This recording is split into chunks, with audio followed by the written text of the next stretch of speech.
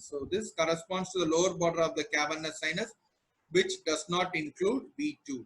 The same thing after removal of the trigeminal ganglion and the nerve. This corresponds to the lower border of the cavernous sinus.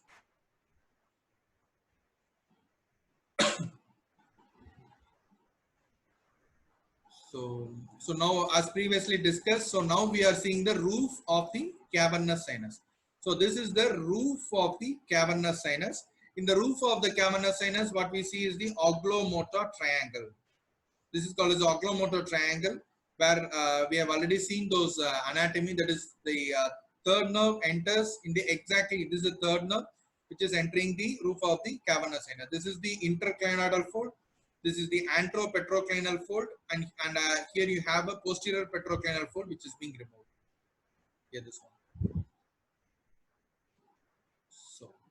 So again some bony landmarks. So just see first three pictures alone. This three you can leave it off. So what you see here is the anterior clinoid process. This is the anterior clinoid process, and this is the dorsum celli. And here you have the carotid sulcus, and this is the chiasmatic sulcus and the tuberculum sella.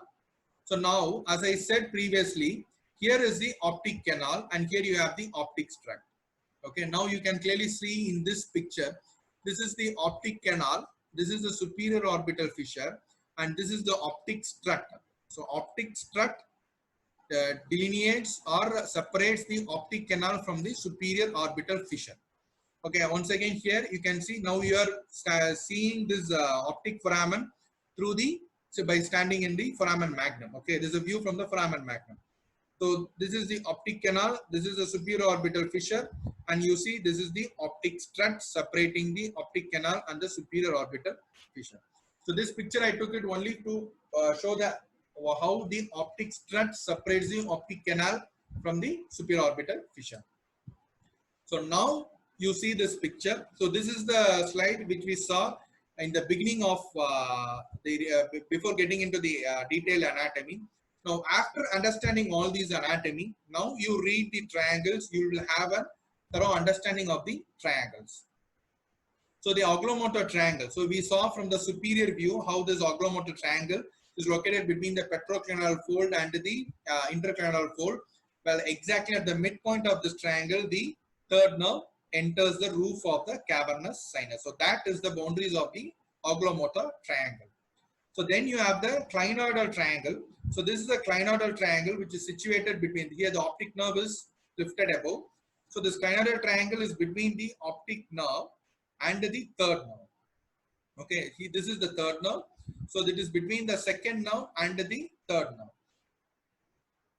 That is called as the clinoidal triangle, where you will have the clinoidal segment of the ICA. Okay, clinoidal segment of the ICA. The upper and lower dural rings are ensheathed within this triangle. Then you have the supratrochlear triangle. See, there are totally 10 triangles in the skull base. The 4 triangles are within the cavernous sinus, 4 triangles in the middle cranial fossa, and 2 triangles are there in the clivus. So totally 10 triangles we will be discussing. 4 triangles in the cavernous sinus, 4 triangles in the middle cranial fossa, and 2 triangles in the clivus. So it is a supratrochlear triangle. So this is the third nerve, this is the fourth nerve, and the third boundary is formed by the point of entry of the third nerve and the fourth nerve through the dural reflection. So this is the supratrochlear triangle, which is a very, very narrow triangle. Okay, this is a very, very narrow triangle. So then it is intratrochlear.